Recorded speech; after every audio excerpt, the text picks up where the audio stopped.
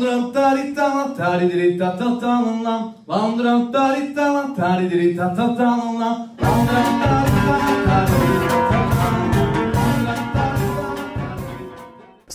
nám povedať, že čo ste dnes zažili na našej škole, čo vás příjemně překvapilo, možno čo sa vám nepáčilo?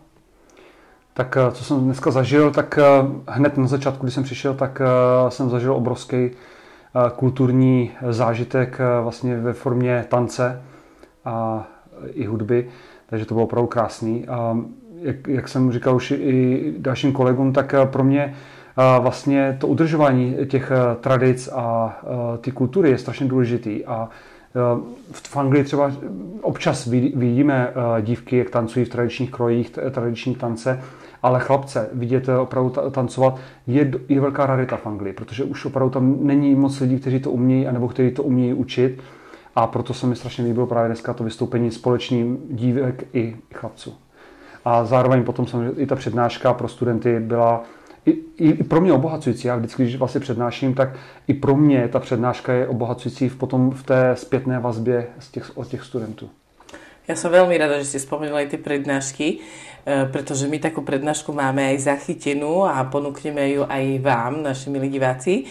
Ale ja by som vám teraz rada predstavila človeka, ktorý sa vám už v úvode síce prihovoril, ale volá sa Petr Torák a v súčasnosti je honorárnym konzulom Českej republiky v Anglicku. Ale toho je strašne veľa, o čom my sa môžeme rozprávať a čoho súčasťou ste boli. Takže takto naozaj vítajte. Děkuji. Ešte raz. Petr Torák, tak skúste nám povedať, že kto ste, odkiaľ ste, my sme naznačili, že teda Anglicko, Česko, ale takto trošku dajme na pravou míru. Tak asi v první řadě bych řekl, že jsem Rom. To je pro mě ta nejdůležitější část mé identity. A něco, na co jsem byl vždycky patřičně hrdý a co mě provázelo celým mým životem. Ať už to bylo od základní školy, ať to byla střední škola, potom samozřejmě i důvod, proč jsme odjeli z České republiky a požádali o azyl v Británii. A celkově potom tam má práce policisty, komunitního pracovníka, ale zároveň teďka i reprezentanta České republiky, ale stále s tím uvědoměním si, že jsem Rom. Aj teraz ste už načrtol niektoré témy, o ktorých ja sa chcem s vami tak možno trošku viacej hlbšie rozprávať. Poďme trošku tak na začiatok. Čiže narodili ste sa v Čechách? A do akej rodiny, do akého prostredia, kde ste vyrastali a ako to celé prebiehalo? Ano, tak narodil jsem se do rodiny v Liberci. Vlastně moje rodina pochází původně ze západního Slovenska, kdy děda i babička vlastně přijeli během komunismu a usadili se v Liberci. Byli jsme de facto součástí poměrně velké romské komunity v našem městě, ale díky tomu, že vlastně mí prarodiče si uvědomovali, že v té době, že vlastně během komunismu, že romský jazyk mohl být překážkou ke studiu nebo případně potom nějaké kariéře, tak se z toho důvodu nejspíše rozhodli vlastně neučit mé rodiče romsky. A my vlastně, když jsme tam vyrůstali v Liberci, tak jsme z začátku neměli žádné nějaké větší problémy, ale až teprve potom v těch 90. letech se začaly projevovat různé projevy diskriminace, ale zároveň i rasových útoků na několik členů z naší rodiny. Je to taká citlivá možno téma, ale stalo sa aj vám niečo také konkrétnější, že vás někdy napadli, či už slovně, alebo aj fyzicky? Zažili ste niečo také v tom dětstve? Tak už vlastně během školních let jsem zažíval tak jako většina mých vrstevníků romského původu různé narážky studentů nebo učitelek. Často třeba se stalo taky to typické téma, že se něco ztratilo ve třídě a paní učitelka se zeptala mě jako jediného Roma ve třídě, jestli jsem to náhodou neměl nebo neviděl nebo nevzal. Že jako romský žák jediný ve třídě jsem seděl většinou vzadu. Takže taková ta kantýnová kultura, jak tomu říkáme canteen culture v angličtině, taková ta segregace. Ale potom je třeba takový ty větší projevy, kde třeba učitelka se snažila přesvědčit mé rodiče k tomu, aby mě poslali na zvláštní školu. Že mi tam bude lépe, že tam budu mít více kamarádů. ale ty útoky jako takové vlastně začaly až okolo 98. 99. roku, kdy můj otec se začal aktivně angažovat do politiky, založil komunitní centrum a sepisoval petici proti stavbě té zdi v Matiční ulici v Ústí nad Labem. Tak vlastně kvůli tomu začaly potom nám chodit výhrušky. Mě napadly vlastně během dne v nákupním středisku, kde 5 skinheadů mě vlastně obklíčili a začali do mě kopat a různě takové věci. A lidi chodili kolem a vůbec jako nějak to nebrali v potaz. No a pak asi 2 dny potom napadli mou matku a bratra, když šla matka z práce. No a po tady tom incidentu, vlastně my jsme to nahlásili na policii, policie de facto s tím nic nedělala, jenom se nám vysmáli a řekli, pokud neznáte jména těch útočníků, tak s tím nemůžeme nic dělat.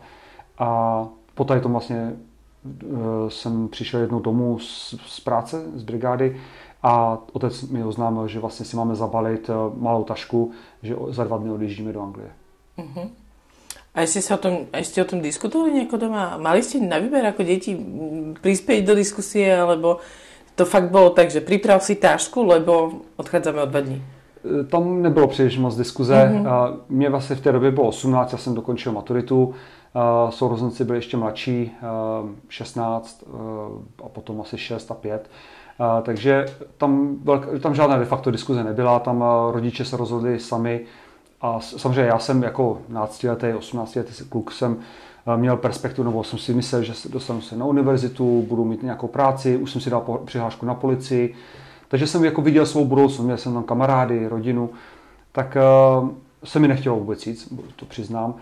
Ale prostě tak to, aspoň teda v naší rodině, tak to vždycky fungovalo, že prostě jsme respektovali rozhodnutí rodičů.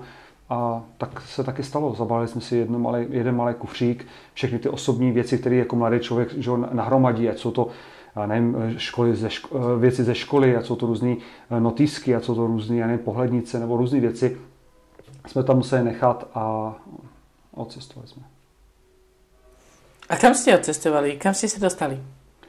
Tak rodiče přemýšleli o různých destinacích. My jsme měli strejdu už v té době v Kanadě, slyšeli jsme o Německu, ale rodiče se rozhodli pro Anglii. Jednak kvůli tomu, že já jsem měl ve škole, jsem se učil angličtinu, ale zároveň i, protože to je blíž, jakoby, je to součást Evropy stále, tak se rozhodli pro Anglii, takže jsme odcestovali z Prahy do letiště Heathrow, kde hned po příletu jsme vlastně řekli úředníkům na imigračce, že chceme požádat o azyl.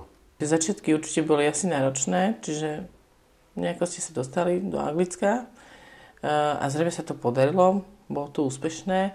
Aký bol ten život v tom takom začiatku tam? Tak ono to vůbec nebylo jednoduchý. My vlastně, když jsme tam přiletěli, tak i přesto, že jsem měl asi 3 roky angličtinu, tak to byla taková ta základní angličtina, úplně jiný přízvuk, takže jako já, když mi otec na letiště řekl, zeptej se, kde jsou tady toalety, tak já jsem ani nevěděl, jak se zeptat na tajto. Mm-hmm. Takže to opravdu jako skoro nulová angličtina. Takže to byl první problém samozřejmě. Druhá věc... To ste sa možno cítili, ako keď rómske dieťa príde do školy prvýkrát a ovláda fakt len rómsky jazyk, nie? Přesně tak, určitě. Jako člověk nevěděl, jako co se děje a de facto ani ta snaha jako těch úředníků v té době ještě nebyla taková, že by nám se snažili vysvětlit nebo překládat, jakoby, co se děje. Takže ano, cítil jsem se jako dítě, který nerozumí vlastně a všichni jsme byli v takovém tom šoku a vlastně nevědomí, co s náma bude. Což byl samozřejmě velice nepříjemný pocit. My jsme na letišti strávili asi 9 hodin v jedné místnosti, kam nás zavřeli. Po 9 hodinách někde asi už ve 2 hodiny ráno nás odvezli autem, dodávkou někam, jsme vůbec nevěděli, kam jedeme, nikdo nám nic nevysvětlil. Vzali nás do centra Londýna, šli jsme úplně jakoby do nějakého sklepa, tam jsme žili, nebo tam jsme vlastně měli spát na 1 noc. Ráno pro nás přijela zase dodávka, odvezli nás do jiného detenčního centra, kde už byly několik stovek jako uprchlíků z Afriky a z Asie a z dalších zemí. To, samozřejmě pro nás to byl další kulturní šok, protože poprvé jsme v životě viděli muslimy, černochy a jako lidi z různých koutů světa. Takže to byla další věc. Ako jste se cítili mezi nimi? Tak zvláštně, samozřejmě jako člověk měl strach, samozřejmě ten strach z neznáma je v lidech a samozřejmě i v nás byl, že jsme nevěděli, co čekat. Jako vůbec jsme nevěděli žádné tady ty věci, které už víme dneska o tom, jestli se může podat ruka ženě nebo dívat se jí do očí. Že tady ty věci člověk vůbec neznal. Ale hlavně pořád jsme nerozuměli, jakoby, co se děje, jestli nás budou deportovat, jestli nás zavřou do vězení. Takže jsme nevěděli. No a asi po 4 dnech v této detenčním centru nás odvezli zase daleko, a tu jsme jeli asi 2 hodiny. Tak jsme si říkali, kam nás vezou, jestli jdeme autem až do Čech, nebo kam jdeme. No, přesně. A najednou koukáme a už jsme viděli moře, tak si říkáme, tyjo, kam nás to vezou. No a pak ten řidič právě ukazoval, here, your hotel. A snažil jsem jako vysvětlit, že tam vlastně my budeme bydlet. A to byl obrovský, krásný, bílej palác, ale obrovský, ono se to jmenovalo Hotel Palác. A tam vlastně nás zavezl a v té době vlastně Hotel Palác byl opuštěný hotel, který využívala právě imigračka jako centrum pro imigranty. Když jsi si vydýchli asi, ne? Ano, vydechli jsme si a zároveň poprvé jsme byli tak jako u moře, takže jako těch kulturních šoků tam a šoků jako celkově tam bylo strašně moc a to pokračovalo dál, samozřejmě nás tam vyhodili a teďka jsme tam měli fungovat. Dali nám nějaké peníze, aby jsme tam mohli přežít pár dní, než se nám někdo bude věnovat a my jsme ani nevěděli, kam si jít nakoupit. Teďka jsme hledali chleba a tam není, že jo, takový ten typický český, slovenský bochní chleba, tak jsme hledali a našli jsme jenom takovou tu měkkou kostku polystyrenovou, kterou oni nazývají chleba. Takže těch šoků, které se tam děli, jako bylo strašně moc. Ale po pár dnech, týdnech de facto tady to zmizlo a najednou začali jsme de facto zažívat velice pozitivní zkušenosti. No, a aké byly ty pozitivní zkušenosti? Tak úplně jednu třeba z těch, kterou si pamatuju, která dodnes ve mně rezonuje, je úplná taková banalita, ale pro mě v té době to byla obrovská věc, že jsem šel parkem vlastně ráno za naší imigrační právničkou a Angličan se psem, který tam procházel, mě zdravil good morning. A já jsem tak se díval, jako on mě zdraví, jako proč? Jako, protože na to člověk nebyl zvyklý, jako v Čechách třeba tady to jako nebylo tak častý, že by nás někdo pozdravil, většinou to bylo tak, že přešli na druhou stranu ulice. Takže to byl opravdu pro mě to byl kulturní šok zase a těch kulturních šoků jako bylo více, těch pozitivních v tom, že se nám věnovali, že nám dávali naději, že nám jakoby pomáhali v tom, abychom tam dostali ten status uprchlíka. To, že vlastně jsme potom dostali i asi za měsíc na tom hotelu jsme dostali barák, takže jsme měli vlastně celý barák pro sebe, mohli jsme tam žít a nabídli nám kurzy angličtiny, po roce jsme mohli začít pracovat, takže vlastně člověk už začal se cítit jako součást té společnosti.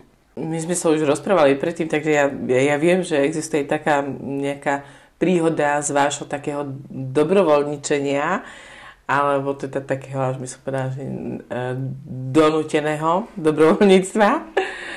Neviem, či presne vám napadne, že čo ja myslím, ale že pomohlo vám to zdokonaliť sa aj v angličtine, nie? To také, keď otec trošku zatlačil.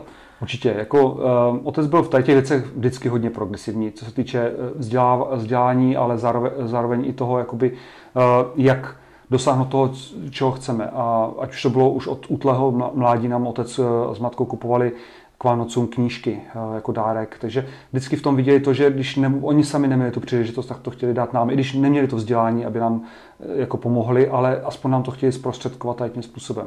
A to samé samozřejmě se stalo i v Británii, když jsme měli tu imigrační právničku, tak jsme tam chodili poměrně často, několikrát týdně, vypisovat různé formy a tak jim tam otec nabídnul a mě de facto jakoby nasadil na dobrovolničení tím, že řekl té advokátce, jestli by nechtěli tady mě jako dobrovolníka, že jim tam budu dělat administrativu a já jsem v té době ještě neměl skoro vůbec anglicky a oni samozřejmě byli nadšení.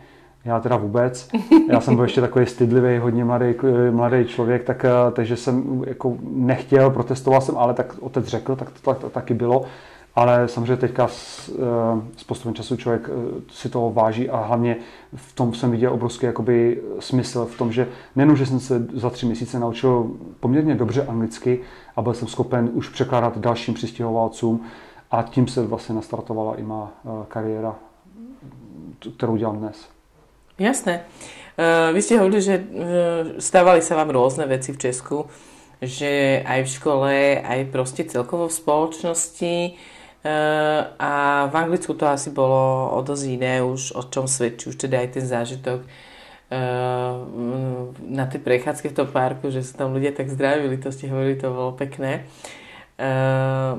Ale aké to bolo v štúdiu, v škole, možno nielen u vás, ale aj u súrodencov a tak celkovo začalo sa vám viac dariť, mali ste pocit, že je tá spoločnosť taká otvorenejšia, že tá škola je iná ako v Čechách. Aké to bylo? No, tam jsme to pocítili hned, vlastně, protože bratr se sestrou byli ještě školního věku, takže ty nastoupili hned do školy a ten zájem těch učitelů opravdu o toho žáka z jakéhokoliv prostředí, s jakýmkoliv jazykovým vybavením, tam byl obrovský a tam bratr a sestra se de facto naučili anglicky za pár měsíců, byli úplně jakoby schopni mluvit a komunikovat v angličtině a celkově, i když jsme tam chodili, nebo já jsem často chodil s rodičmi na ty schůzky, abych jim tam překládal, tak ten zájem těch učitelů vysvětlovat, jak ten žák tam vlastně prospívá a já nevím, celkově ten přístup byl úplně jiný, takže jsme to tam hned pocítili. Samozřejmě to sami potom i já, když jsem začal chodit na různé kurzy angličtiny, kde jsme byli ve třídě, já nevím, s Afganistáncema, s lidmi z Kosova, z afrických států a dále, tak tam opravdu člověk neměl pocit, že to, že je Rom, nebo to, že je z minority, nebo to, že ještě neumí dobře anglicky, že je bariéra. Tam opravdu se oslavuje ta různorodost a zároveň ta škola a ti učitelé se snaží vždycky víc vstříc a vymyslet způsob, jak dosáhnout těch výsledků, který by měl člověk mít.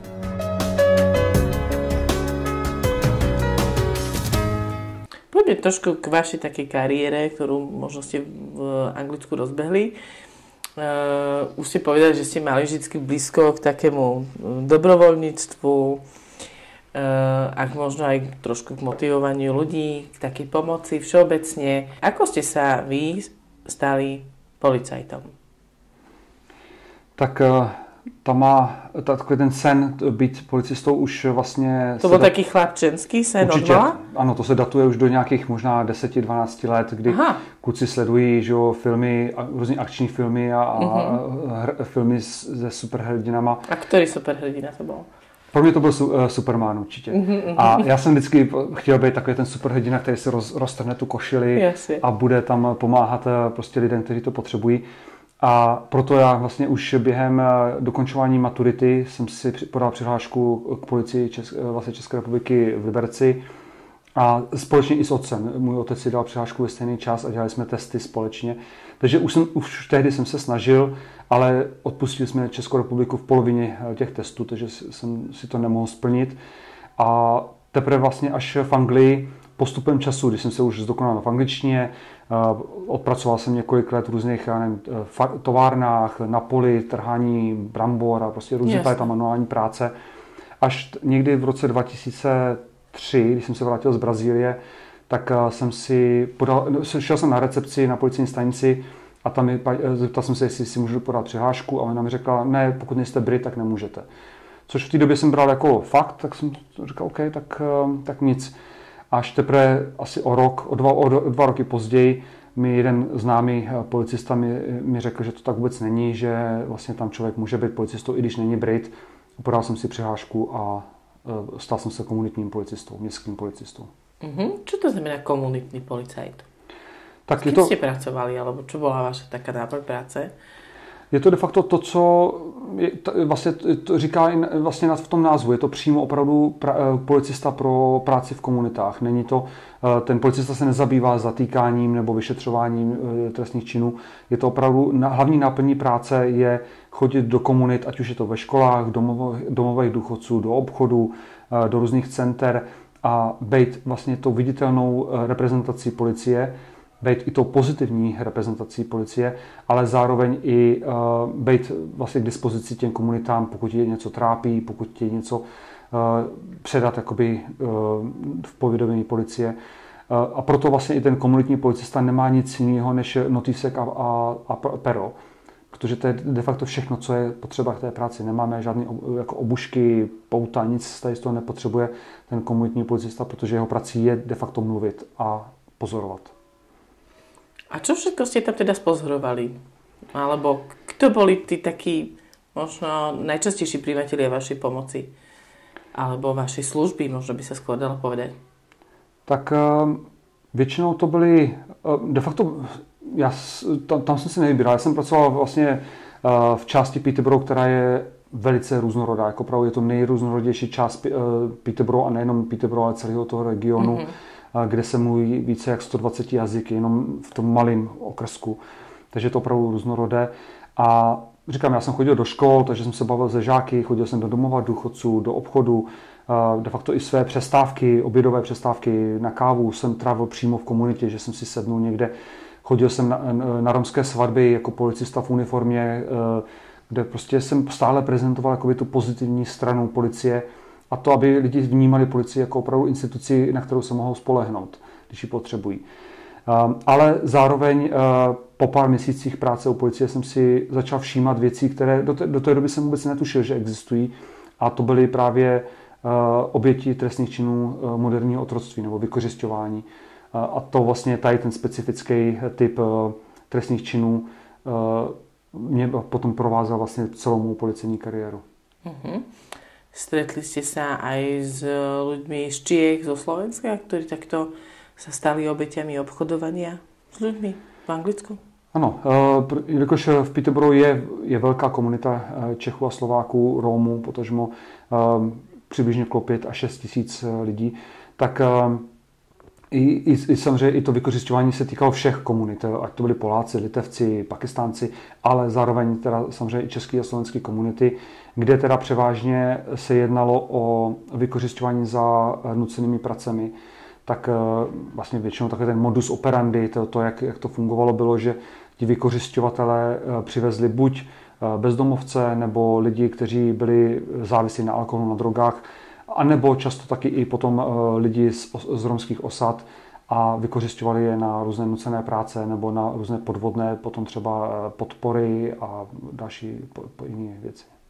Ja viem, že vy ste založili aj nejaké organizácie. Išlo to tak postupom času, alebo súbežne s tým, ako ste pracovali ako ten komunitný policajt, alebo ako napredovala tá vaša kariéra? Čo bolo také pre vás dôležité v tom období? No, to šlo postupně. Vlastně člověk, když najednou jakoby přišel na nějakou skutečnost nebo najednou jakoby stál de facto před zavřenými dveřmi, tak jsem se vždycky snažil najít jakoby způsob, jak ty dveře otevřít a jak, když něco nefunguje, tak jak to udělat, aby to fungovalo.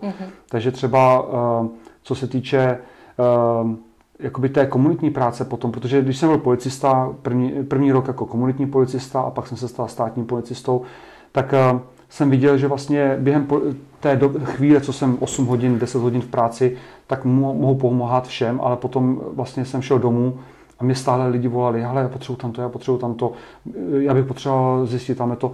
A de facto i ve 3 hodiny ráno mi lidi volali a pořád jako potřebovali tu pomoc.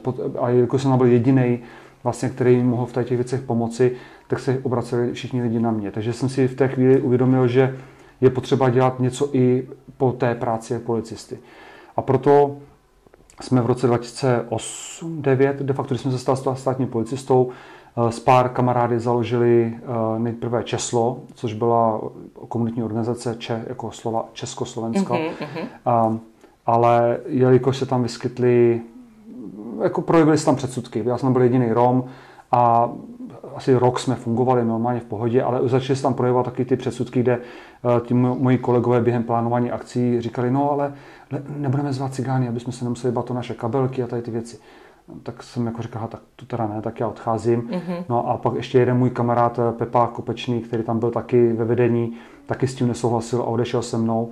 Tak jsme se rozhodli založit organizaci Kompas, která vlastně znamená v těch zkratkách Community Partnership Group, tedy partnerství komunit. Protože na základě vlastně toho, že my jsme chtěli mít organizaci, která nebude segregovat nebo diskriminovat někoho. No a aké boli ty aktivity, které si potom začali v tom Kompase realizovat? No ty aktivity se de facto taky začaly odvíjet de facto od těch potřeb, se kterými jsme se setkávali my, jelikož já jsem v té době 2008-2010 se mi narodili děti a začali jsme si uvědomovat, že my jsme chtěli, aby ty děti uměly dobře česky, aby si uvědomili, odkud pocházejí, historii, kulturu Ale nic tam takového nebylo. My jsme hledali nějakou školu třeba nebo nějaké knížky v češtině a slovenštině. Nic takového to nebylo, tak jsme si řekli, tak to založíme my sami. A de facto to byl takový ten původní popud. Čiže také, že nie je, tak si to urobíme sami. Přesně tak. A takže jsme založili Československou školu pro děti. Založili jsme první Československou knihovnu, kde jsme shromáždili stovky titulů knih. Začali jsme vlastně organizovaně dělat poradnu, začali jsme zvát Českou a Slovenskou ambasádu, aby poskytovali služby přímo v Peterboru, aby nemuseli lidi jezdit do Londýna. A začali jsme organizovat mezinárodní dny žen, matek, Mikuláše, Den Rómů a všechny ty svátky, abychom udrželi tu naši kulturu. A ten záujem ľudí bol dostatočný? Nezažívali ste niekedy, že by nepríjmali tie vaše aktivity, alebo že by neboli ochotní priznať niektoré akcie, alebo jednoducho, či si nebojovali s nedostatočnými kapacitami ľudí, dajme tomu. Samozřejmě. Museli ste ich presviečať, dajme tomu? Samozřejmě u některých aktivit nebo projektů, ano, a to dodnes samozřejmě je. Je to velice individuální. Tam třeba, když zmíním, když jsme dělali Den matek nebo Drakiádu, tak přišli většinou neromští vlastně jako krajané z Čech a ze Slovenska, kteří vlastně byli zvyklí na tady ty svátky. Nebo když jsme dělali čarodejnice, tak většinou třeba přišli. Když jsme zase dělali třeba Mikuláše, nebo když jsme dělali, já nevím, nějaký jiný takový oslavy, tak přišli převážně Romové. Když jsme třeba dělali osvětu ohledně vakcíny MMR, která je důležitá pro děti, aby měly vakcínu, kterou zdravotní služba chtěla, aby ty děti opravdu měly, protože to je důležitý, tak tam třeba přišlo jen 2 lidi jenom. Ale ve chvíli, kdy jsme třeba nedávno jsme dělali třeba akci ohledně jak je důležité studovat na univerzitě a přimět děti, aby studovali na univerzitě, tak jsme tam měli 800 lidí. Takže ono opravdu záleží na tom tématu a zároveň taky samozřejmě, jak to prodáme, nakolik to zajímá tu komunitu, kterou část té komunity zrovna to zajímá. Takže je to velice individuální, ale jako ta podpora té komunity tam je obrovská. Samozřejmě, co se týče poradenské služby, tak tam samozřejmě se dveře nezavřou celý týden.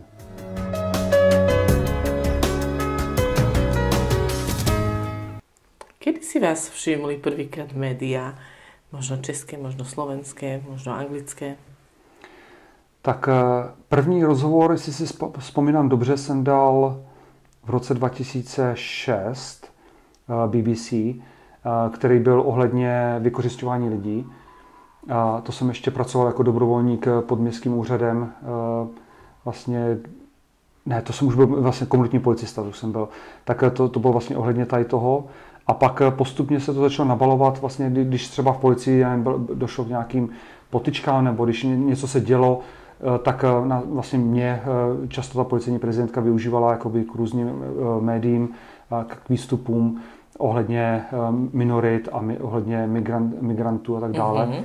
Ale první jakoby nějaký uvědomění si českých médií... No to ma zaujíma, lebo že kedy si české médiá uvedomili, že aha, aký je tam šikovný Rom v tom Anglicku a teraz sa k němu přihlásíme.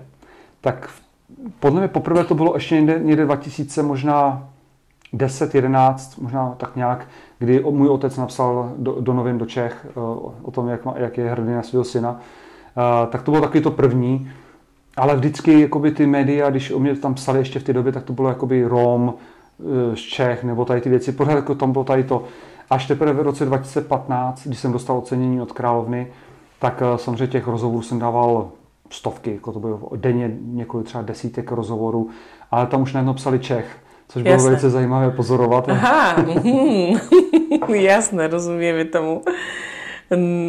Zajímavé, ne? Jo, bylo to velice zajímavé, ale jako já jsem vždycky na to hrdý. Samozřejmě já jsem hrdý na ten aspekt toho, že jsem Rom, ale zároveň, že jsem i Čech. Já jsem na to hrdý, já jsem nikdy nevřel na Českou republiku nebo na českou společnost a proto vždycky jsem hrdý, když řeknu, že jsem český Rom. Ale bylo to zajímavé to pozorovat v těch médiích, jak opravdu se to hodilo, jestli nejdřív budou psát o Romovi, anebo potom najednou reprezentant České republiky. Tak nám skúste porozprávať trošku možno o tom ráde, ktorý ste dostali teda od britskej kráľovnej. Aká bola tá cesta k tomu, aj keď možno to nemusel byť váš cieľ, to tiež je pravda, nie? A o čo vlastne ide? Tak já jsem vůbec ani netušil, že takový řád existuje. Já jsem de facto nikdo o tom ani neslyšel do té doby. A on sa ako volá? To je rád? Je to vlastně Britského impéria. Ano, je to vlastně The Most Excellent Order of British Empire, ale v překladu je to řád britského impéria. No a já říkám, já jsem o tom teda vůbec nikdy jako neslyšel do té doby, až vlastně to vlastně se stalo tak, že já si jako dodnes pamatuju, já jsem byl na schůzi s mými kolegy a s mojí vedoucí v jiném městě vlastně jako policista a manželka se mi snažila několika dovolat, já jsem měl telefon jakoby jako zvuk vypnutý, ale viděl jsem, že mi volá, tak jsem to nechal. A během přestávky potom jsem jí zavolal zpátky a říkala, no ale asi budeš potřebovat nový oblek. A říkám, co se děje? A ona říká, no přišel ti nějaký dopis, že jsi byl nominován na řád britského impéria a že možná že půjdeš ke královně. No já jsem jako nevěřil vůbec, já jsem ani nevěděl, já jsem si myslel, že to je nějaká sranda od někoho nebo jenom nějaký spam nebo něco. Tak jsem to říkal potom mý šéfovi a ona úplně z toho byla jako hotová, nevěřila vůbec, jako, jak je to možný. A vlastně, když jsem přijel domů, tak v tom dopise stálo teda, že vlastně jsem byl nominován na ten řád, že předseda vlády už to podepsal a že teďka se čeká na to, až to podepíše královna a teprve potom, že se mi ozvou za pár měsíců. No a to byl aký pocit? No, byl to samozřejmě úžasný pocit, ale zároveň strašně stresující. Já jsem čekal už asi měsíc a pořád nic. Jsem říkal, že na mě zapomněli, nebo tak mi aspoň mohli dát vědět, že ne, nebo jako něco. No, ale takže jako byl jsem strašně netrpělivý, ale zároveň jako samozřejmě úžasný pocit, jako jenom ta představa toho, že by to mohlo být. A samozřejmě začal jsem se zajímat o to, co to je ten řád, jak to probíhá, jak to člověk může dostat. A asi po 3 měsících jsem dostal teda odpověď, že už to královna podepsala a že, myslím, že to bylo v oktobri, novembri, že vlastně půjdu pro to převzetí toho řádu. A bylo to vlastně, zjistil jsem teda, že to vlastně funguje tak, že kdokoliv ve společnosti může navrhnout kohokoliv na ten řád vlastně za práci, kterou dělá nad rámec svých povinností. Takže já jsem to nedostal za tu policejní práci, ale dostal jsem to za tu práci, kterou jsem dělal po policejní práci, jakoby tu komunitní práci. Jak jsi zjistil, že kdo vás navrhl? Snažil jsem se, většinou tam musí být několik jako lidí najednou, který vás nominují. Já jsem zjistil asi 2 nebo 3. Byl tam policejní inspektor, který mě nominoval, a pak tam byl hlavní jakoby vedoucí, jako já nevím, přednosta, nebo jak bych to nazval, toho městského úřadu v Peterborough, kteří mě nominovali. Ale muselo tam být určitě i víc lidí, o kterých já bohužel nevím, tam se to vlastně potom neříká. Ale bylo to vlastně ten titul vlastně toho řádu bylo za práci s romskou komunitou v Peterborough. Jste se osobně stretli s královnou? Tam bylo tam byl takový háček. Já jsem se s paní královnou setkal při 2 jiných událostech, ale bohužel ne při předávání řádu. A tím jsem docela dost asi i zklamal mého otce, protože ten vlastně ještě předtím, než jsem dostal ten řád, tak mi pořád říkal, běž a udělej si občanství. Udělej si britské občanství, ať už konečně jsi Brit, ať máš jistotu, že tady zůstaneš. Já jsem to pořád odkládal, ono to stojí taky hodně peněz, tak jsem to nechával pořád jako bejt, že to udělám později. No a samozřejmě, když jsem potom dostal jsem dostal to oznámení o tom řádu, tak ale tam bylo to, že pouze britský občan mohl dostat ten řád od královny. No což samozřejmě jsem si vyslechnul od otce, vidíš to, já jsem ti to říkal. Hej. No a takže tím teda, že jsem nebyl britský občan, tak jsem dostal ten řád od Mikea Penninga, který byl v té době ministrem pro policii. To těž nie je zle, nie? Přesně tak, já se vždycky snažím najít něco pozitivního na každé situaci. I na těch negativních situacích člověk musí najít něco pozitivního. Kdybych šel ke královně, tak si můžu vzít pouze jednu osobu sebou, protože tam je velice přísný protokol. A já jsem si říkal, koho bych já vzal? Manželku, která při mě stála celou tu dobu v těch komunitních věcech, otce nebo matku, kteří mě de facto tam dostali, nebo moje děti, nebo moje spoluzakladatele Kompasu, nebo potom si jich mohli zobrať všetkých. A k tomu Mikeovi Penningovi jsem si vzal úplně všechny, takže na tom bylo asi 15 lidí a užil jsem si to úplně úžasně. Děti tam stály vedle mě s policejní čepicí ještě a byl to opravdu nádherný zážitek. A skvelý príklad toho, že naozaj proste to ja sa s tým vysporiadať a nájsť aj možno na prvý pohľad v tom negatívom niečo pozitívne. Súhlasím. Chcela som sa opýtať, že či sa nejako zmenil ten život potom, ako vás teda takto kráľovna nejako ocenila, že či to bolo také, že extrémne, alebo ten život pokračoval ako mal, v takej pohodičke, možno až nudně. Ne, pohodička zmizela okamžitě při předání řádu a rozděl se tak vlastně takový ten rollercoaster, taková ta opičí dráha opravdu jakoby nových zážitků, poznatků a kontaktů, který člověk si nedokázal v té době představit. Samozřejmě jedna věc byla to, jak samozřejmě to zažívali i jako moji kolegové v práci, jako v policii. A samozřejmě byla část, ať už byl policejní prezident a vedoucí, kteří mi gratulovali a prostě jako mě pak zvali na různé setkání. Zároveň samozřejmě s tím bylo i spojený potom to, že moji kolegové to brali tak jako ty jsi taková teďka celebrita, ty nemusíš dělat svoji práci, samozřejmě, takže tam bylo trošičku jako i takový ty záště někdy. Ale zároveň teda, co se týče té profesní práce, tak samozřejmě to otevřelo strašně moc dveří.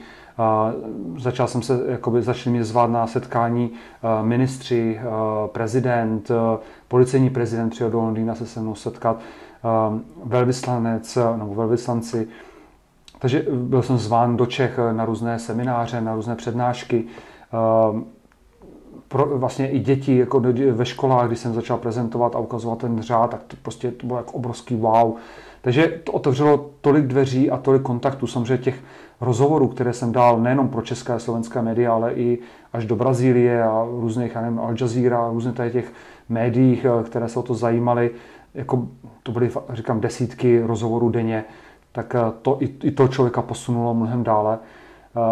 Takže to mělo obrovský vliv a dodnes jako to má obrovský vliv.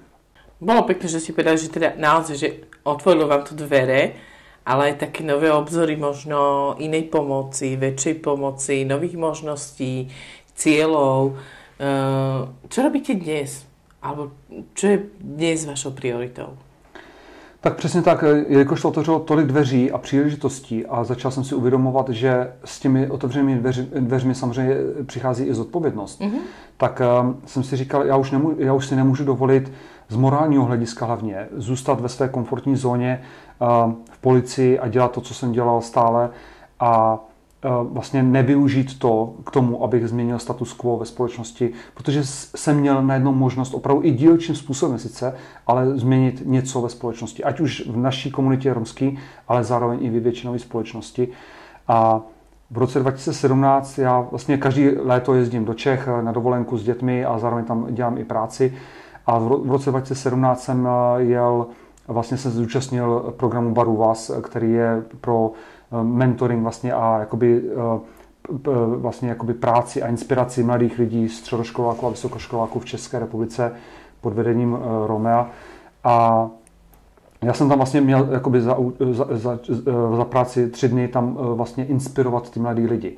A já po těch 3 dnech jsem zase, přestože jsem inspiroval ty lidi, ale já jsem sám sebe vlastně nabudil takovou pozitivní energii, když jsem viděl, jaký to mělo vliv na ty mladé lidi, že jsem si řekl, jo, to je přesně to, co chci dělat. A já jsem vlastně hned z Baru jsme se vrátili zpátky do Anglie a hned ten první den, co jsem šel do práce, jsem přinesl šéfovi na stůl moji výpověď a řekl jsem, já odcházím.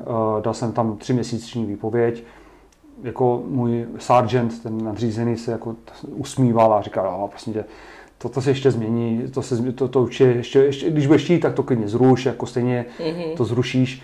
Já jsem v té době neměl žádnou práci, neměl jsem žádný další příjem, neměl jsem de facto nic, takže šel jsem byl to obrovský skok do neznáma Ale díky tomu, jak já jsem byl vlastně jako přesvědčen o tom, že to je ta správná věc a plus ještě díky tomu, že má tehdejší manželka mi řekla, pokud to tak cítíš, tak to udělej, i kdybychom se měli uskromnit a neměli jezdit na dovolený nebo prostě se celkově uskromnit, tak to udělej, pokud to tak cítíš. No, tak jsem to udělal a jako jak šel ten čas k tomu prosinci, kdy jsem měl odejít z policie, tak se to začal uvědomovat, že opravdu to myslím vážně, tak mě začali zvát inspektoři, potom další nadřízení, až nakonec policejní prezident si mě zavolal a jako snažil jsem přesvědčit, jestli můžu udělat něco, abych zůstal, ale já už jsem byl v té době rozhodnutý. To je pěkné, nie? Jo, bylo to samozřejmě velice příjemné. Já myslím, že jako vás všetci přesvědčali. Bylo to velice příjemné samozřejmě a zároveň mi to ukázalo, že opravdu si vážili té mé práce, ano, že člověk dělal dobrou práci. Ano, jasné. Že to člověku fakt tak zalichotí, imponuje mu to. To určitě. Je to fajn.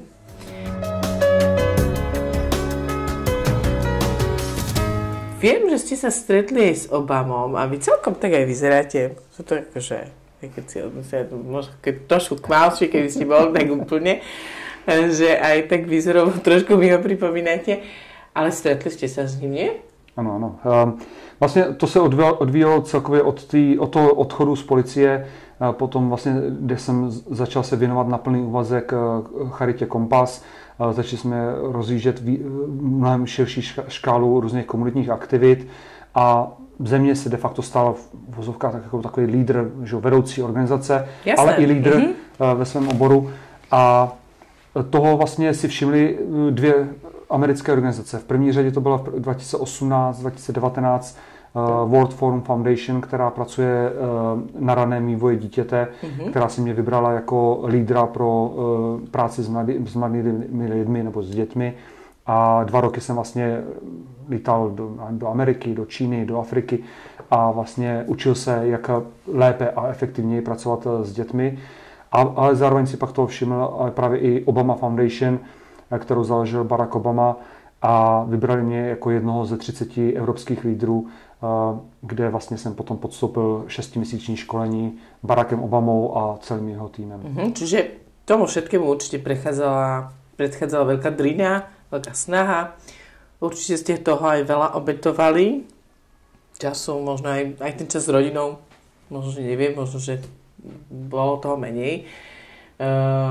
Ale teda výsledok bol taký, že ste sa dopracovali naozaj až k tomu Obamovi. Určitě, samozřejmě zatím je obrovský kus odříkání si a dřiny. Ono samozřejmě občas se to zdá, že člověk udělá pár bašavelů a že najednou získá ocenění, udělá další ještě zábavu. Někdy to tak je. No, ale v mém případě to opravdu bylo odříkání si. Samozřejmě jako často lidi to vnímají tak, jo, Torach si letí tamhle dost po světě, jako pije si kávičku s prezidentem, ale jako zatím je opravdu strašný moc dřiny a odříkání si právě.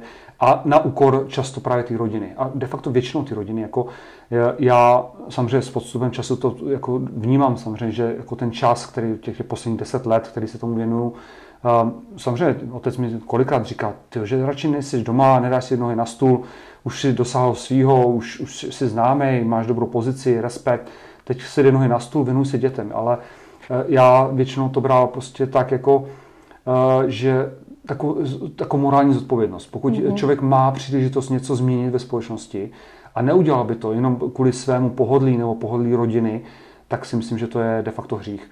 A jednou, kdybych měl být na smrtelné posteli a dělo by se něco ve společnosti, něco jako třeba za druhé světové války, a člověk by si říkal, ale já jsem mohl něco udělat a změnit to, tak já bych, člověk by potom jako, to si ani nechci představit. Jako, a můj vlastně vzor celý život byl Nelson Mandela. A když se podíváme na jeho život, tak on že obětoval 57 let svého života tím, že byl ve vězení, protože věřil v to, že může něco ve společnosti změnit. Ztratil rodinu, že neviděl svoje děti, 57 let, vlastně přišel o manželku, o všechny ty věci přišel, ale věřil, že to dělá pro dobro ne sebe, ale pro dobro celé komunity, celé společnosti. A v to i věřím já, jako já se nepřirovnávám v žádném případě s takovými lidmi, jako je Nelson Mandela, jako pro mě to jsou ikony, ale v tom já vidím, jakoby, a z toho já čerpám tu sílu a jakoby předsevzetí jako pokračovat v tom, co dělám. Protože vidím ty výsledky a věřím tomu, že prostě to má smysl.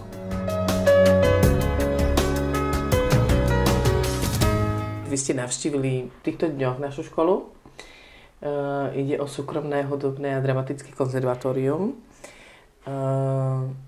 Skúste nám povedať, že prečo ste prišli, čo ste tu zažili a čo si odnášate? Tak pro mě to je velice obohacující zkušenost. Já se musím přiznat, že já jsem donedávna o této konzervatoři nevěděl úplně a dozvěděl jsem se vlastně o té škole od mého kamaráda Zoltána, který i zde učí na té škole, ale zároveň učil i na škole u nás v Peterborough, takže se známe odtamtud. A pro mě to bylo obrovský, jakoby velice příjemný jakoby, zážitek vlastně sem přijet a nejenom jakoby zjistit více o té škole, vidět tu školu opravdu, protože pro mě ta škola je příkladem dobré praxe a příkladem hlavně inkluzivní jakoby školy.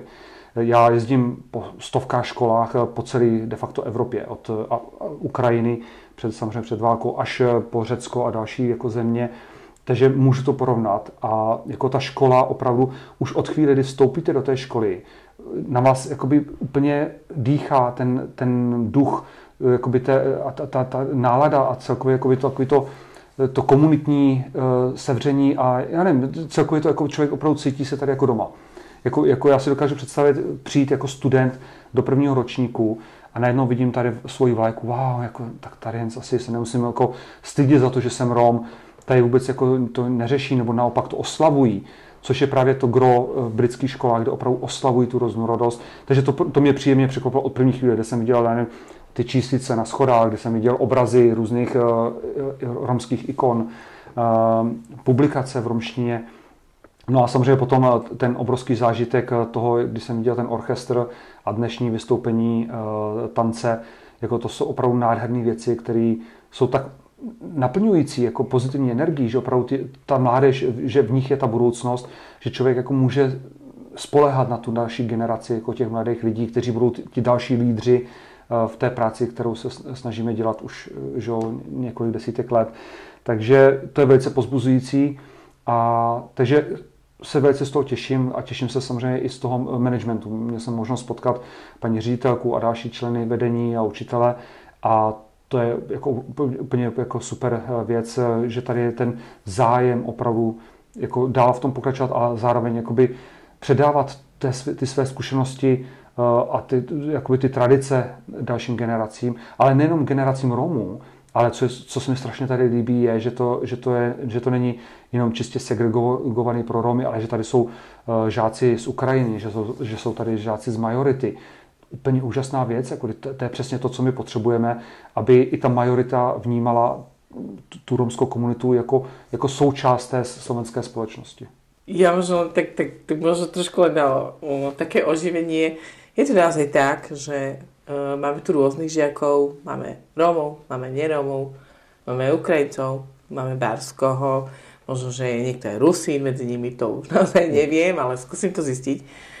Ale ja mám takú jednu svoju osobnú skúsenosť, kedy jedna žiačka, ktorá je neromka, sa tu cíti naozaj veľmi dobre, veľmi prijatá a keď sme raz tak kráčali spolu po ulici a sme sa bavili na nejakú rómskú tému a bavili sme sa o kultúre, o tradíciách a o tom, že kto ako sa cíti v našej škole, tak ona len tak akože mlčala a jediné, čo povedala, že ona by chcela byť Rómka. Ona už to tak cíti, že by chcela byť Rómka, lebo takto sa asi bude cítiť najlepšie. A to bol pre mňa taký úplne signál, že asi to, čo tu robíme, je dobré, že je to nastavené dobre, samozrejme vždy je čo zlepšovať, ale že to prostredie, v ktorom sa ona nachádza, je pre ňa asi bezpečné, príjemné, až na toľko, že by chcela byť Rómkou. To je velice hezký. A zároveň si potom člověk uvědomuje, že vlastně třeba tady ta slečna, když je doma nebo mezi kamarádama a baví se tam o Romech a ne zrovna nejlépe, tak ona bude vlastně tou ambasadorkou potom pro celou tu komunitu. Ona bude ta, která řekne, ne, ale takhle o nich nemluvte. Já mám kamarády ve škole a oni jsou úplně úžasní a talentovaní a začne měnit ten narrativ ohledně romské komunity, což je přesně to, co potřebujeme. Souhlasím, přesně tak. Já to můžu porovnat se spoustou desítek škol a tady opravdu pro mě tady ta škola je opravdu příklad dobré praxe na Slovensku. Jako kde jaká škola v Anglii by se nemusela vůbec stydět za to, co tady vy děláte, protože to je opravdu jako super. Tady o této škole budu vědně mluvit velice rád i v Británii, jako když budu dávat příklad dobré praxe. Takže pro mě to bylo velice příjemné překvapení a to je právě přesně i to, proč třeba ty romští žáci v Anglii mohou uspět. Přesně jak jste říkala, ve chvíli, kdy pokud nechtějí řešit tu identitu a nemusí to řešit, nemusí se za to stydět, nemusí se skrývat, tak se mohou začít soustředit na to, co je pro ně důležité, a to je to vzdělání. A tak to právě funguje i v Británii, že prostě najednou mají takový ten vnitřní klid a začnou více se soustředit na to vzdělávání a funguje to. A funguje to.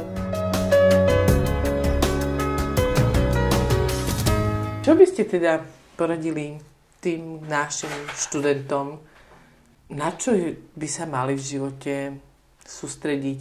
Čo je také dôležité v živote každého člověka, aby dosiahol nějaký úspěch? Tak pro mě to je několik takových pilířů. V první řadě nedávat si cíle příliš nízko. Pokud si člověk nastaví ten svůj životní cíl někde tady dole, tak de facto a spokojí se s tím, tak potom jakoby nemá tam možnost růstu.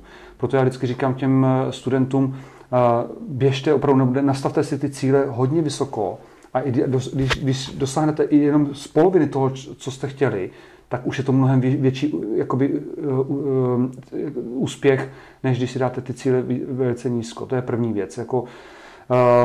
Další věc je stále oslovovat to naše romství.